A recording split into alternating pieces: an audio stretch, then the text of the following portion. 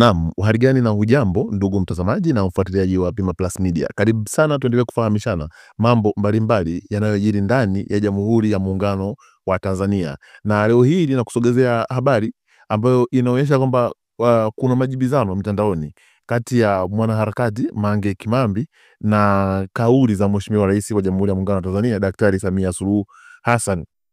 Na hii imesababishwa na hotuba aliyoitoa Mheshimiwa Rais wakati anazindua rasmi tume ya uchunguzi wa uvunjifu wa amani ambayo amezindua leo hii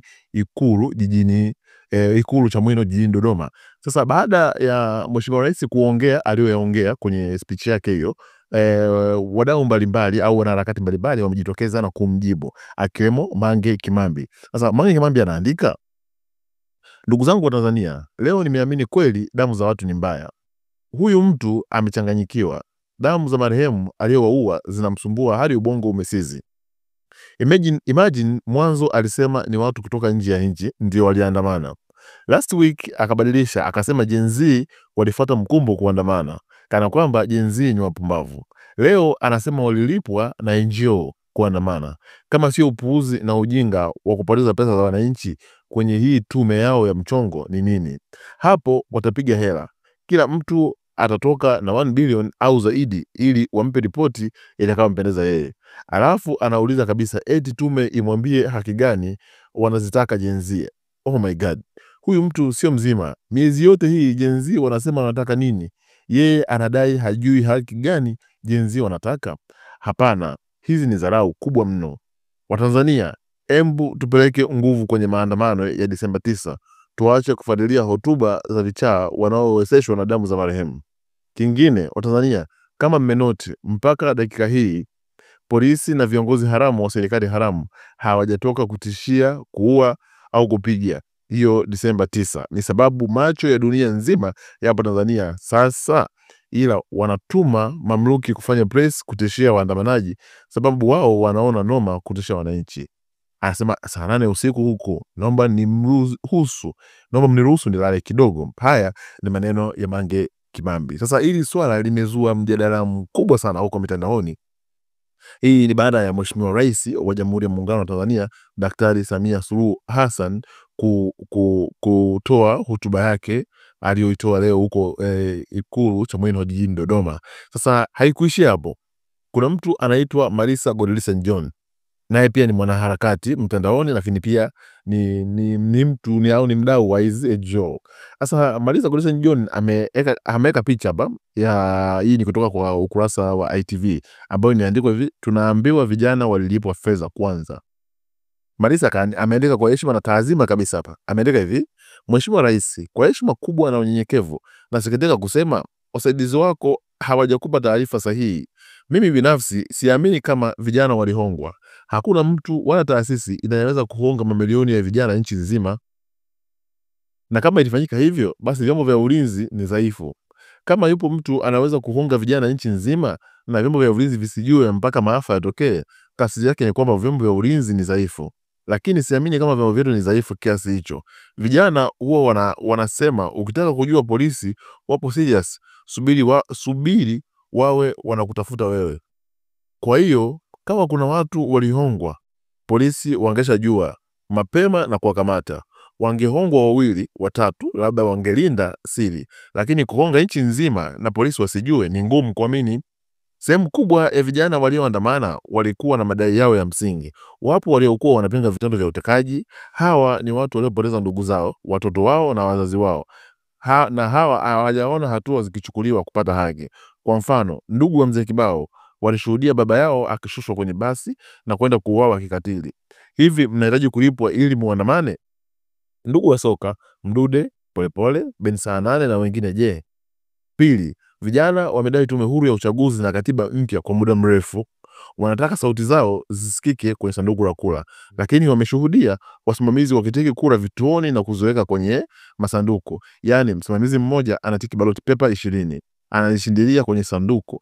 Hivi wafuasi wa vyama vilivyoshiriki uchaguzi wakiona hiyo watasubiri kulipwa ili waandamane? Mtaani kuna mamilioni ya vijana waliohitimu ngazi mbalimbali za elimu, lakini hawana ajira. Wachache waliamua kujiajiri wamekutana na vikwazo vingi vya kimfumo. Leo si ajabu kumkuta graduate anatembeza karanga barabarani na bado mgambo wa jiji atambuguz na kumwaga karanga zake. Inauma sana. Kijana kama huyu hata subiri kulipwa ili kuingia barabarani. Kesi za kusingiziwa, tuhuma za ufisadi serikalini, kuminywa kwa uhuru wa maoni, nepotism ni miongoni mwa mambo yaliyofanya vijana kuingia barabarani ili kupaza sauti zao baada ya kuona wamelalamika kwa muda mrefu bila kusikilizwa. Siamini kama wamelipwa.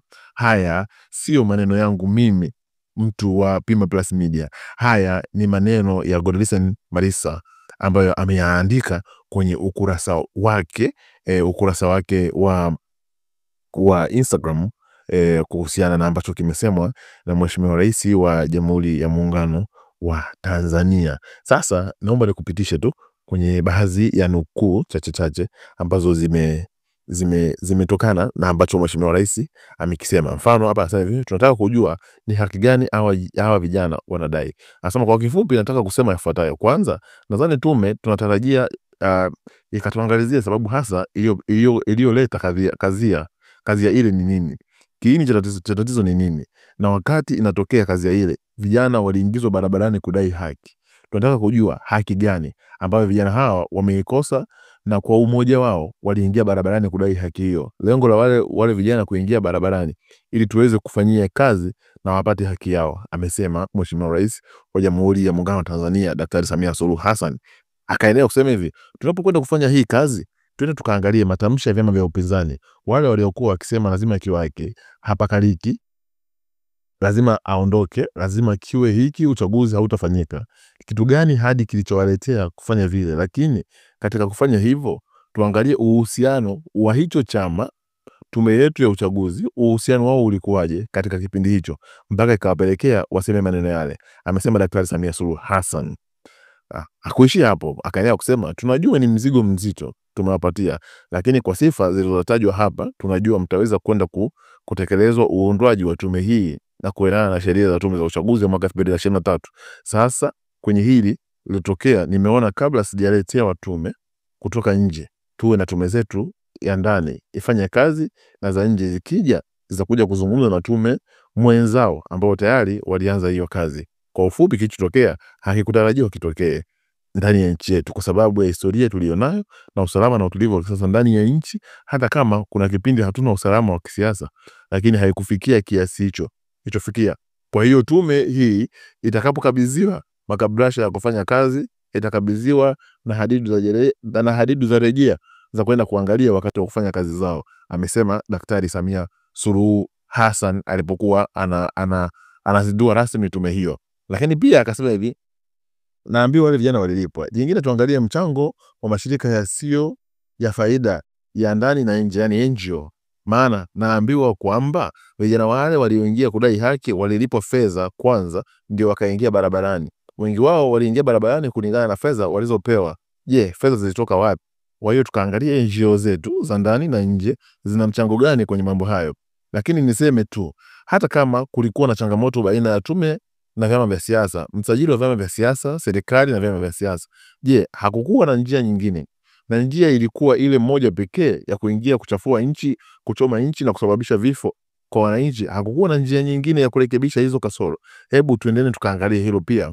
Tukaangalie sasa, jambo limetokea, watu wameingia barabarani. Vurugu zile kilichokuwa kinaimbwa kama ilivyokuwa Madagascar kitakuwa hapa pia sasa. Tukaangalie njia zilizochukuliwa kukabiliana na lile vurugu zenyewe. Ndio maana hapa ndani kuna mstaafu jeshi, kuna mstaafu polisi. Kwa hiyo twendeni tukaangalie njia zilizotumika zilikuwaje, amesema Daktari Samia Suluhu Hassan.